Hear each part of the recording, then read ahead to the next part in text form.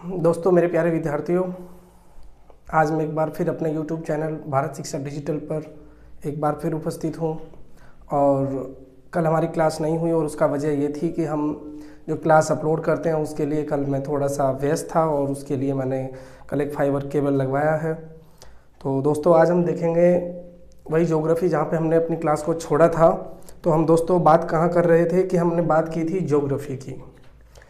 तो दोस्तों, मैंने आपको बताया था कि ज्योग्राफी या फिर कहे कि भूगोल कि ये दो शब्दों से मिलके बना हुआ है।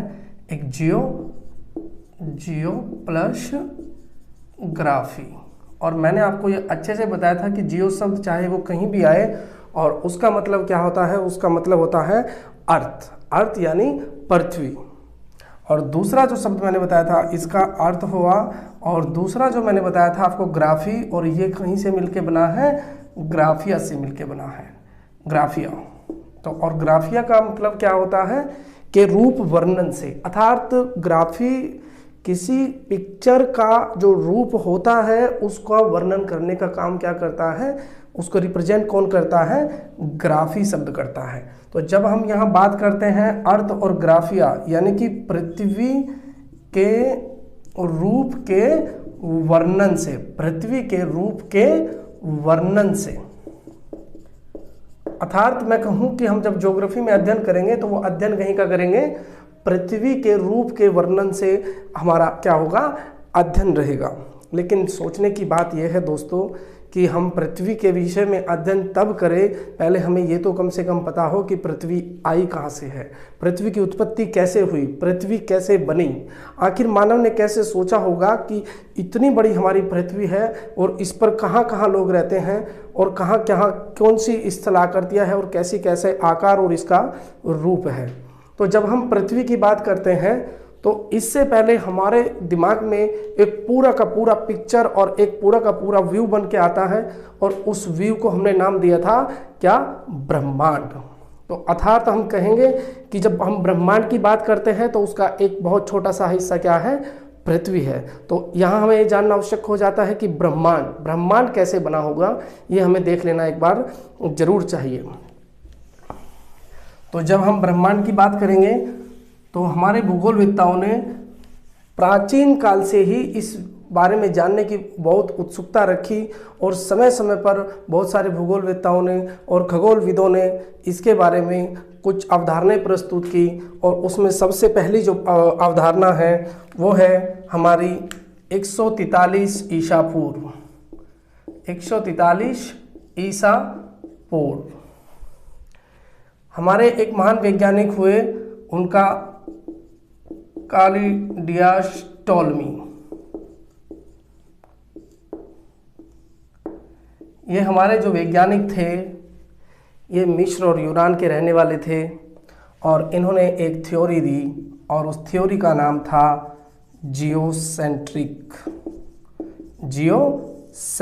Theory, geocentric theory.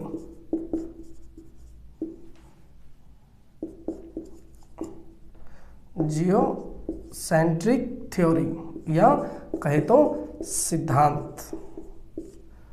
और जियो से मतलब अंबानी वाले जियो को नहीं समझना है, जियो से मतलब जो मैंने तुम्हें कल बताया था, क्या समझेंगे, अर्थ। और सेंट्रिक कहीं से मिलके बना है, सेंटर से।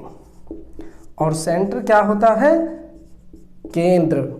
और पृथ्वी, अर्थ क्या है, पृथ्वी, अर्थात ऐसी थ्योरी जिसमें पृथ्वी को केंद्र में रखा जाए। हमारे महान वैज्ञानिक कैलिडियस टॉलमी ने बताया कि पृथ्वी इस पूरे ब्रह्मांड के सेंटर में है, और बाकी जितने भी पिंड हैं और दूसरे जितने भी ग्रह उपग्रह जो भी जितने भी, अभी हम इसको सिर्फ पिंड बोलेंगे, जितने भी पिंड हैं वो कहाँ है, पृथ्वी के चारों ओर है।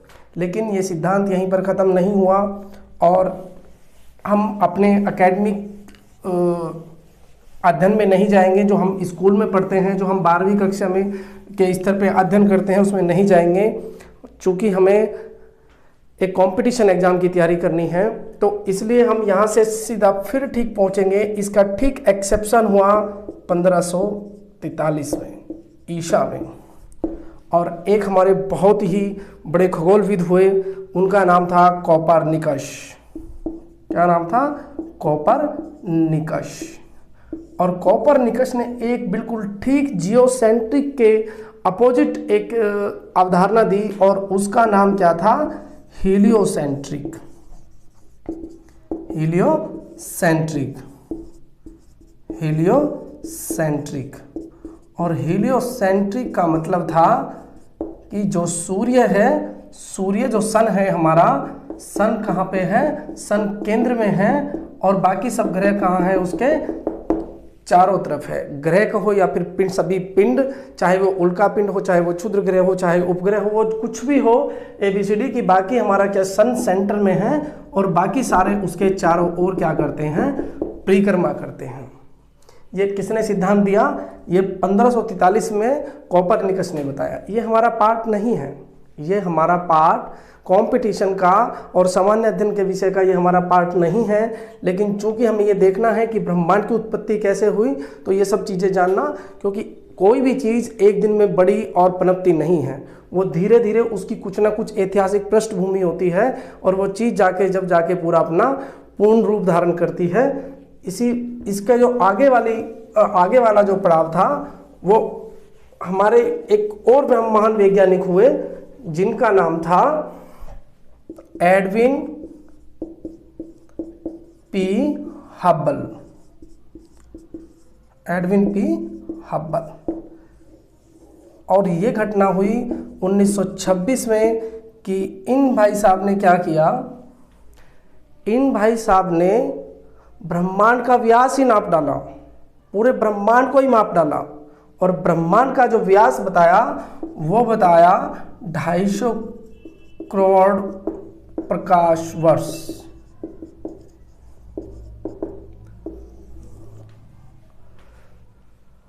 और बताया कि हमारा जो ब्रह्मांड है वो सिर्फ एक बहुत छोटा सा भाग नहीं है, वो बहुत अत्यंत विशाल रूप में है, और उसका व्यास कितना है?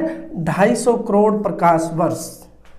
लेकिन कुछ लोग जानते होंगे और कुछ नहीं जानते होंगे कि जब हम प्रकाश वर्ष की बात करते हैं, और प्रकाश वर्ष से चूंकि इसके बाद में वर्ष लिखा है, तो आप लोगों को ऐसा लगेगा कि कहीं ना कहीं ये समय दिया हुआ है।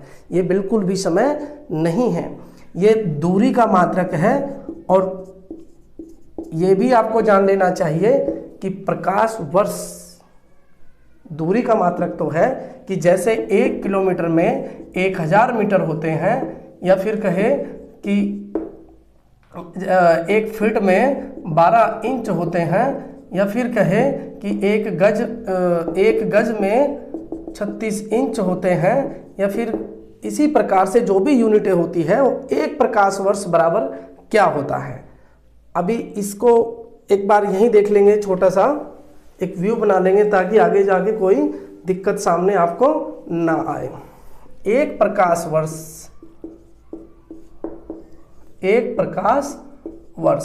1 प्रकाश वर्ष बराबर क्या होगा, हम देख लेते हैं।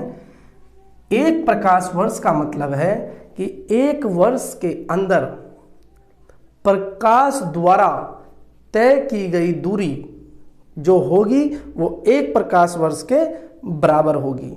तो हम यहाँ क्या देख लेंगे? हम देख लेंगे कि ये कितना 1 प्रकाश वर्ष में, 1 वर्ष में कितने दिन होते हैं? 365। 1 दिन में कितने घंटे होते हैं? 24 घंटे। 1 घंटे में कितने मिनट होते हैं? 60 मिनट। और 1 मिनट में कितने सेकंड होते हैं? 60। ये क्या किया हमने? 1 वर्ष के समय को सेकंड में क्या किया? परिवर्तित किया है। अब इससे आगे वाला स्टेप क्या है कि हम देखेंगे कि प्रकाश